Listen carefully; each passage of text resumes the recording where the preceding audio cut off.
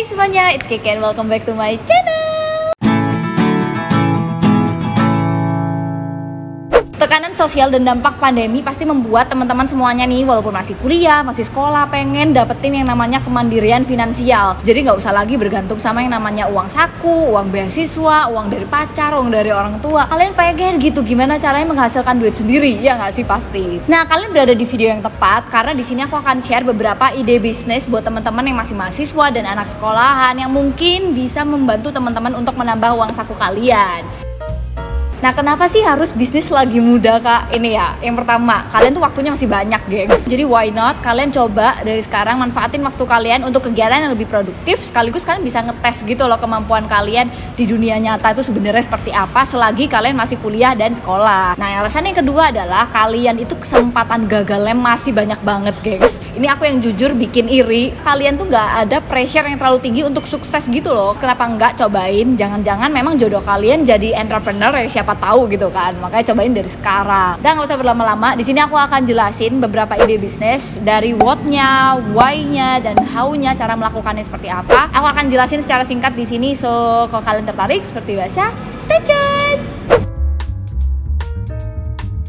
Ide yang pertama, jualan makanan dan minuman lewat online delivery. So, kenapa sih ide yang pertama ini adalah sebenarnya simple, WFH atau work from home bakalan jadi budaya baru dan akan terus bertahan di 2021. Tapi ini ada sedikit kelemahannya sebenarnya. Aku juga merasakan, gengs. Nggak enaknya WFH itu waktu makin berantakan, nggak ada jeda yang jelas antar istirahat, mana yang kerja, mana yang harus main. Mungkin teman-teman yang lagi study from home merasakan juga waktu kita benar-benar berantakan semenjak ya semuanya dari rumah. Dengan kondisi seperti ini, sekarang itu makin banyak orang yang butuh sesuatu yang praktis karena waktu mereka itu tadi nggak jelas, nggak ketebak. Praktisnya ini termasuk dalam memesan makanan dan minuman, geng. Kalian bisa mulai dengan bikin menu untuk breakfast, menu lunch, atau bahkan menu brunch. Pokoknya yang praktis-praktis yang orang tuh pengen makannya langsung cepet aja gitu. Pas aku merantau dan juga pas WFH, itu pesanan aku tuh bener-bener cuman nasi lauk sayur, mimian. Menunya tuh bener-bener gitu-gitu doang.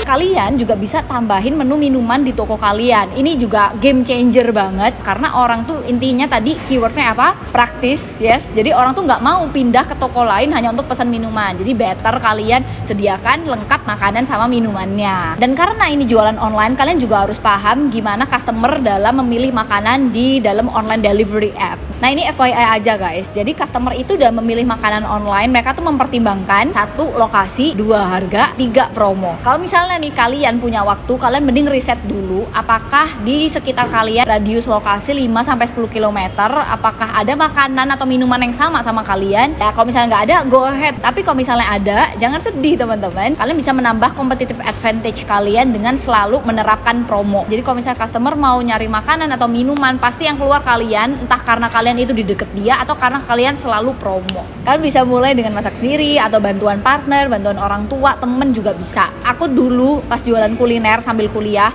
aku tuh masak jam 5 subuh itu udah bangun, mulai produksi, masak, abis itu jam 8 masih datang kuliah. Dan itu bisa, padahal itu bukan online daring juga kuliahnya. Jadi aku yakin kalian juga bisa. Jasa desain dan social media management.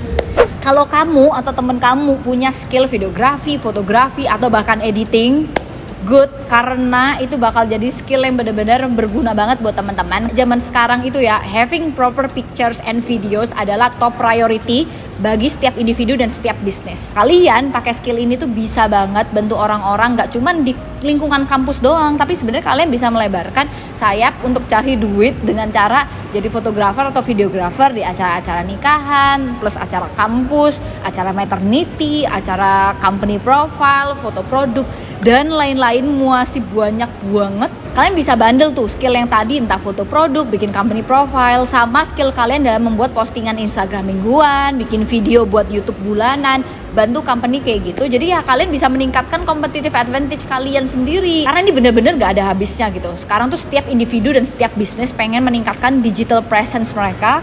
So this is a very good opportunity. Kalian harus tap in, harus cobain.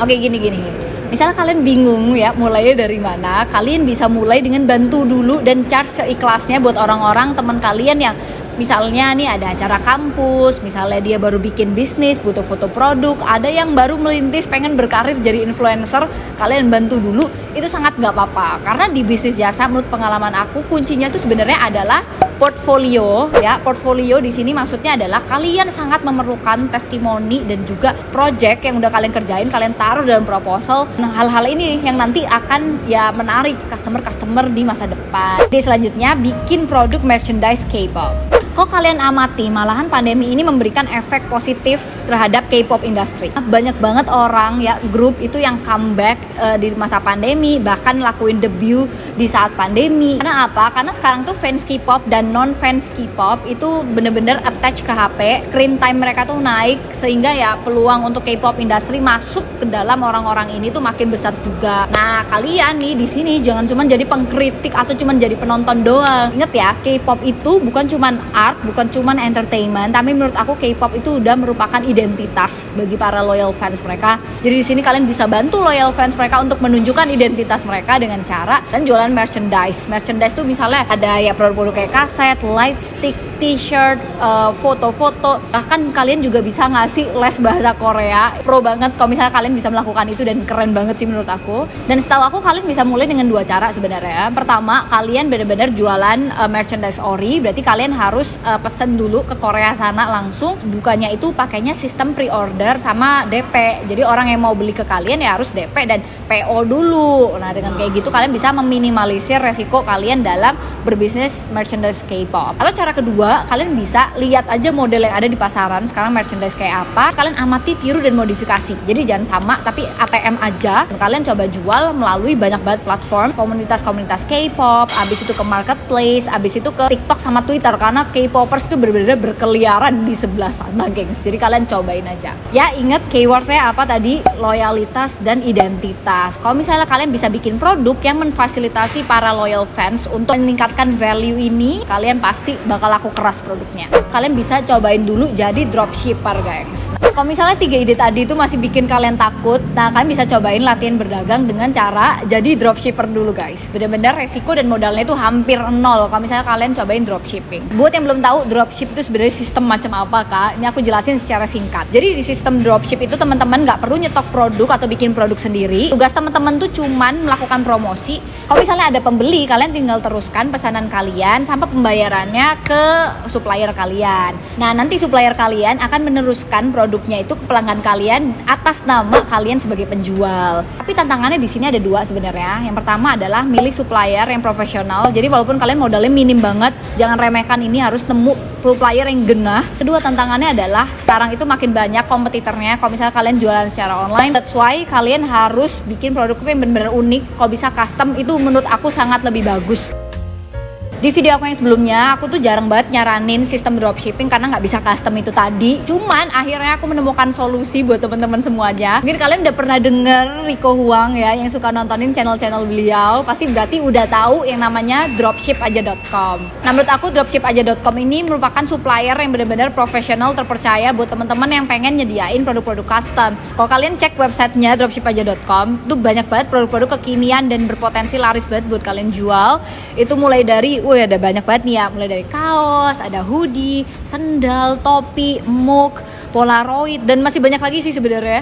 Jadi kalau kalian tadi nih mau jualan merchandise K-pop dan nggak tahu harus mulai dari mana, nggak ada modal, kalian masih takut-takut sama resikonya, kalian bisa mulai dari dropshipaja.com. Dan kalau kalian lihat websitenya juga, mereka tuh udah hitung simulasi keuangan buat setiap jenis barang. Misalnya nih case 1, kalian mau jualan masker custom, di sini udah dihitungin untung kalian bisa sampai Rp10.000 per piece. Atau case 2, kalian pengen jualan holder di sepeda, untungnya itu bisa 17.500 per piece. Kayak gitu, gengs. Kalau digali lagi sih banyak banget benefit yang bisa didapat dari dropshipaja.com. Misal, proses produksinya cepat, banyak pilihan produk, sampai ada garansi barang kembali bila barang tidak sesuai sama pesanan. Dan another plus dari dropshipaja.com buat kalian nih yang masih anak sekolahan, anak kuliahan, belum ada ilmu sama sekali soal bisnis, soal dagang, kalian tuh di sini nggak bakal dibiarin gitu aja. Kalian bakal dapat mentorship atau pelatihan dari mereka, keren-keren banget. Jadi kalian bakal benar-benar dibina sampai kalian jago jualannya. Jadi ini benar-benar menjawab semua permasalahan anak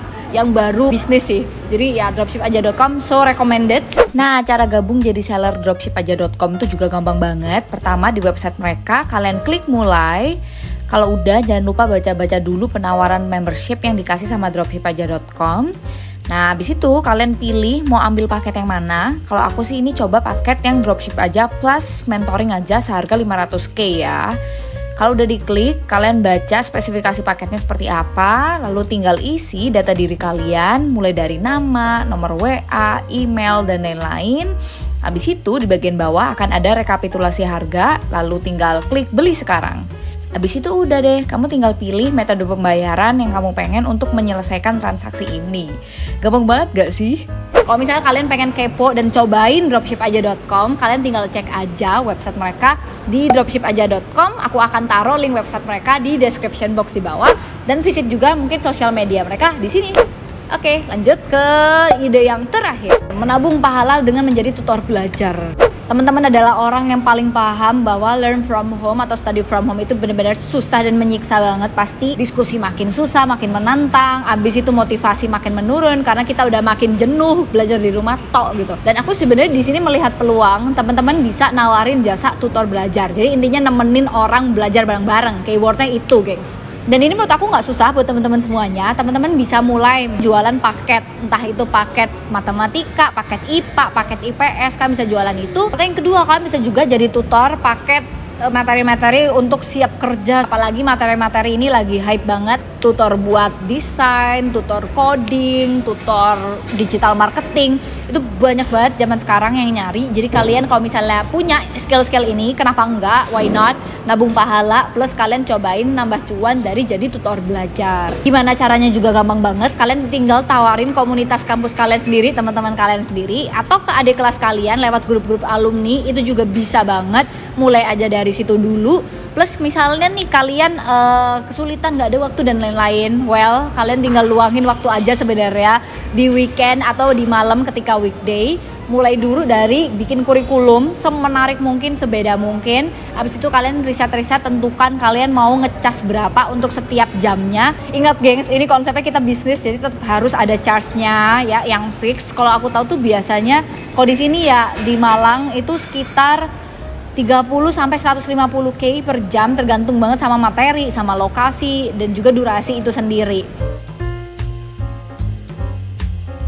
So kayaknya udah banyak banget ide-ide bisnis yang udah aku share ke kalian. Semoga bermanfaat, gengs. Kalau misalnya kalian ternyata udah cobain bisnisnya atau ada ide yang lain, kalian langsung aja komen di bawah. Terima kasih, semoga bermanfaat videonya, dan sampai bertemu di video selanjutnya. Bye!